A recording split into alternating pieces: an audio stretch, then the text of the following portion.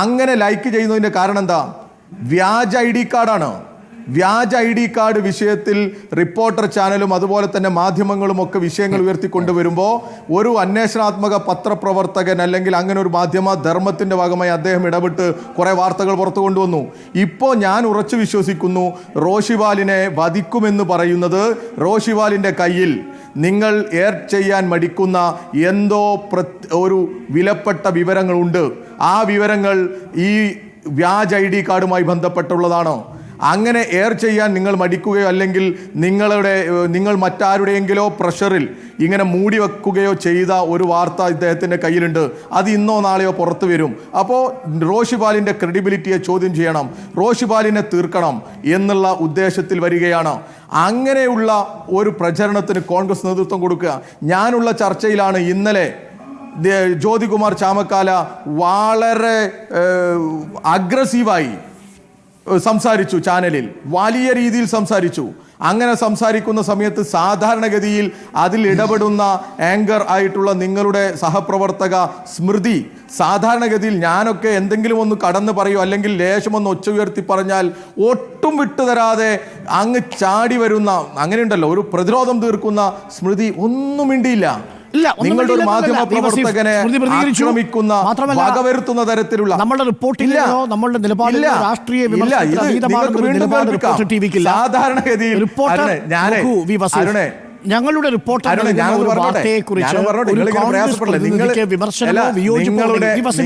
ധാർമ്മികതയോ നിങ്ങളുടെ വിശ്വാസ്യതയോ ഒന്നും ഞാൻ ചോദ്യം ചെയ്യുന്നില്ല. ഞാനുള്ള ചർച്ചയിൽ എന്റെ അഭിപ്രായം എനിക്ക് പറഞ്ഞൂടെ? ഒരു നിമിഷം, എന്റെ അഭിപ്രായം എനിക്ക് പറഞ്ഞൂടെ? താങ്കൾക്ക് പറയാം. ഞാനുള്ള ചർച്ചയിൽ എനിക്ക് അനുഭവപ്പെട്ട അനുഭവമാണ് ഞാൻ പറഞ്ഞത്. തീർച്ചയായിട്ടും പറയാം. അതിനു മുമ്പ് താങ്കൾ എനിക്കുള്ള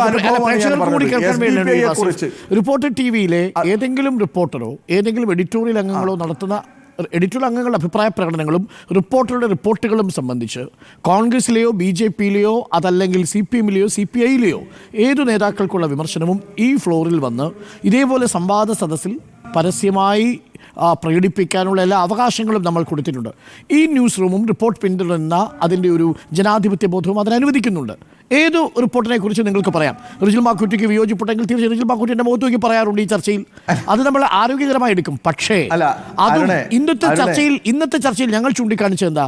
റോഷിപാലിനെ കൈപ്പാങ്ങ് കൊണ്ട് തീർത്ത് കളയും എന്നുള്ള അത്യന്തം SDPIയുടെ തീവ്ര സ്വഭാവത്തിന് സമാനമായ പോസ്റ്റിൽ കോൺഗ്രസിലെ നേതാക്കളടക്കം ഷെയർ ചെയ്യുകയും തമ്പിംപ്രഷൻ ഇടുകയും ചെയ്തത് നമ്മളെ ഞെട്ടിച്ചു.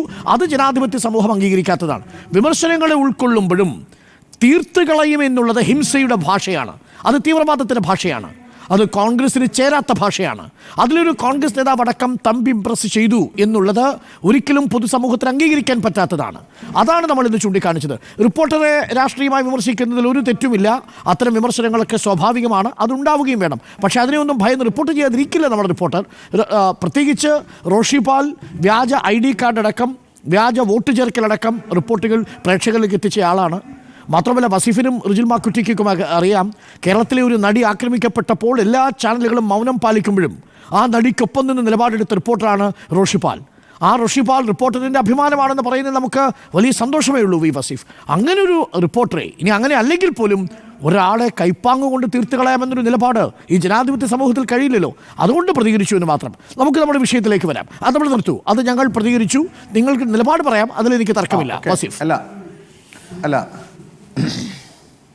ഓക്കെ ഞാനിവിടെ പറഞ്ഞു വന്നത്, അങ്ങനെ റിപ്പോർട്ട് ചെയ്ത ഒരു റിപ്പോർട്ടറെ പോലും ഇവരെന്ത് ചെയ്തു? ഈ തെരഞ്ഞെടുപ്പ് സമയത്ത് അദ്ദേഹത്തെ മാറ്റണം എന്ന് നിർബന്ധമായി ആവശ്യപ്പെടുകയാണ്. അതിൻ്റെ തുടർച്ചയാണ് ഇപ്പോൾ നടന്നുകൊണ്ടിരുന്നത്. അതായത് തങ്ങൾക്കെതിരെയുള്ള വാർത്തകളെയെല്ലാം അസഹിഷ്ണുതയോടുകൂടി കാണുകയും അതിൻ്റെ ഒറിജിൻ തേടിച്ചെന്ന് ആ ഒറിജിനിൽ തന്നെ ഇല്ലാതാക്കാൻ ശ്രമിക്കുന്ന ഒരു കൂർമ്മ ബുദ്ധിയുണ്ടല്ലോ, ഒരു ക്രിമിനൽ ബുദ്ധിയുണ്ടല്ലോ, അതിവർ ഉപയോഗപ്പെടുത്തിയിട്ടുണ്ട്. അങ്ങനെയുള്ള ബുദ്ധിയാണ് പാലക്കാട് പ്രയോഗിച്ചത്. അവിടെയാണ് നമ്മൾ ഈ പറയുന്നത് പോലെ പെട്ടി വരുന്നത്. ഞങ്ങൾ ആരെങ്കിലും പ്ലാൻ ചെയ്ത പെട്ടി അല്ലല്ലോ. അരുൺ അവിടെ വന്ന് നേരിട്ട് റിപ്പോർട്ട് ചെയ്തല്ലോ. ആർക്കും സംശയം തോന്നുന്ന തരത്തിൽ ഒരു 30-35 മീറ്റർ ദൂരത്തിൽ 2-3 കാറുകൾ മാറിക്കയറുന്നു. 2 മണിക്കൂർ നേരത്തേക്ക് ജ്യോതികുമാർ ചാമക്കാലയും ഷാഫി പറമ്പിലും അതുപോലെ തന്നെ ശ്രീകണ്ഠനും ഉൾപ്പെടെയുള്ള ടീം അപ്രത്യക്ഷമാകുന്നു. പിന്നീട് ഇവർ കടന്നു വരുന്നു. ഇതെല്ലാം കണ്ടിട്ട് അല്ല അതിന്റെ ഒരു ക്ലാരിറ്റി. പോലീസിനൊരു പരാതിയില്ല, വനിതാ പോലീസ് ഇല്ലാതെ അതിക്രമിച്ച് കടക്കാൻ ശ്രമിക്കുകയും ചെയ്ത വസീഫ്. ആ വാദമൊന്നും നിൽക്കില്ല. വസീഫ് എന്റെ ചോദ്യത്തിലേക്ക് വരൂ. ഈ വോട്ടർമാരുടെ ഭരണവിരുദ്ധ വികാരം വോട്ടർമാർക്കിടയിൽ ഉണ്ടായിരുന്നു എന്നതാണ് ചോദ്യം. അല്ല, എനിക്ക് സമയം താ, ഞാനൊന്ന് പറഞ്ഞോട്ടെ. അതന്നെ പ്രശ്നം, ഇതന്നെ പ്രശ്നം. അരുണേ, നിങ്ങൾ അങ്ങ് വിധി കൽപ്പിക്കുക. ഞങ്ങളൊക്കെ അവിടെ ഉണ്ടായിരുന്നവരാണല്ലോ. അവിടെ ഉണ്ടായിരുന്ന സംഭവങ്ങൾ ഞങ്ങൾ ആവർത്തിച്ച് പറയും. ഞങ്ങളൊക്കെ ഗേറ്റിന് പുറത്ത് മാറി നിൽക്കുന്ന സമയത്ത് അവിടെ കോടി വന്ന ഒരു കാറുണ്ട്, ഹോണ്ട സിറ്റി. അതൊക്കെ ഞങ്ങൾ ആവർത്തിച്ച് പറയും. ഇത് മനസ്സിലാക്കാനോ എവിടെയോ അത് പോലീസും അല്ല. അതാ ഞാൻ പറഞ്ഞത് വ്യാജ ID കാർഡ് ഉണ്ടാക്കി എന്നുള്ളത് അരുൺ അറിയാലോ. അത് തെളിവല്ലേ? എന്നിട്ട് അതിന്റെ സോഴ്സ് വരെ നശിപ്പിക്കുന്ന തരത്തിലുള്ള വലിയ ക്രിമിനൽ ബുദ്ധിയാണ് ഇന്നത്തെ ഈ ന്യൂജൻ കോൺഗ്രസിനുള്ളത്. നമ്മൾ കാണണം. അപകടകരമാണ് ഇവര് നോക്ക്. അല്ല, ഇടയക്കാരല്ലേ, ഞാൻ പറഞ്ഞോട്ടെ. ഇവര് അതുപോലെ തന്നെ ഒരു ഭാഗത്ത് SDPIയെ കൂട്ടിപ്പിടിക്കുന്നു, ജമാഅത്തെ ഇസ്ലാമിയെ കൂട്ടിപ്പിടിക്കുന്നു. ഞാൻ നിങ്ങളുടെ ചാനലിൽ തന്നെ നിരവധി തവണ കാണിച്ചു, ഇപ്പോഴും കാണിക്കാം. 5-6 നോട്ടീസുകളാണ് ഇവർ വിതരണം ചെയ്യുന്നത്. ആര്? SDPI ടീമും ജമാഅത്തെ ഇസ്ലാമിയും. എവിടെ? പാലക്കാട്. അവരങ്ങനെ നോട്ടീസുകൾ വിതരണം ചെയ്ത് വർഗീയമായ ഏകീകരണത്തിന്, ധ്രുവീകരണത്തിന്, വോട്ടുകളുടെ കേന്ദ്രീകരണത്തിന്, അതായത് CPM-ന് വോട്ട് ചെയ്യരുത്, CPM ഇവിടെ അപ്പാടെ തകർന്നതാണ്, CPM-ന് നിങ്ങൾ ഒരു വോട്ട് ചെയ്താൽ അത് BJPക്ക് വോട്ട് ചെയ്യുന്നതിന് തുല്യമാണ് എന്ന തരത്തിൽ ജമാഅത്തെ ഇസ്ലാമിയും SDPIയും വീടാന്തരം കയറിയിറങ്ങി പള്ളികൾക്ക് മുമ്പിൽ നിന്ന് പ്രചരണം നടത്തുന്ന ആ കാഴ്ച നിങ്ങൾ ആരും റിപ്പോർട്ട് ചെയ്തില്ല.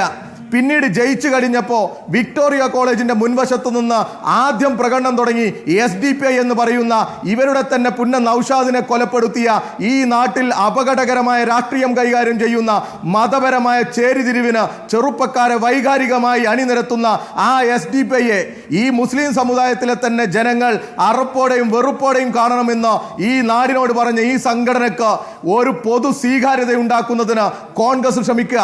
ഞങ്ങൾ തെരഞ്ഞെടുപ്പിന് മുമ്പും ചോദിച്ചു, നിങ്ങളൊന്ന് തള്ളിപ്പറയോ? നിങ്ങളുടെ തന്നെ മാധ്യമ പ്രവർത്തക ചോദിച്ചു, നിങ്ങൾ ഈ SDPIയുടെ വോട്ട് വേണ്ട എന്ന് പറയോ? ഇവർ പറഞ്ഞില്ല. ഇപ്പോഴും ഞാൻ ആവർത്തിച്ച് ചോദിക്കുക, റജിൽ മാക്കുറ്റി ഇവിടെ പറയും, ഇനിയെങ്കിലും ഇതുവരെയുള്ളതൊക്കെ നമുക്ക് മറക്കാം. നിങ്ങളുടെ കണ്ണൂരിലാണ് ഫയാസിന്റെ ഉമ്മ, നമുക്കറിയാം. ഇന്ത്യയുടെ പട്ടാളത്തോട് ഏറ്റുമുട്ടിയ തീവ്രവാദിയുടെ ഉമ്മ എന്നുള്ള നിലക്ക് അദ്ദേഹം പറയാണ്, അങ്ങനെ ഒരു മകന്റെ മൃതദേഹം കാണാൻ എനിക്ക് താല്പര്യമില്ല എന്ന് പറഞ്ഞ ഉമ്മയുള്ള നാട്ടിൽ നിന്നാണ് റിജിൽ വരുന്നത്. അങ്ങനെയുള്ള ആ സംഘടന, SDPI സംഘടന ഈ സമൂഹത്തിൽ വിപത്തുണ്ടാക്കും എന്നുള്ളതിൽ സംശയമുണ്ടോ നിങ്ങൾക്ക്? നിങ്ങൾ എല്ലാ ചർച്ചയും നിങ്ങൾ പറഞ്ഞോ, അതിനോടൊപ്പം ഒറ്റ നിലപാട് പറ. SDPI ജമാഅത്തെ ഇസ്ലാമി ബന്ധം നിങ്ങൾ ഉപേക്ഷിക്കാൻ തയ്യാറുണ്ടോ?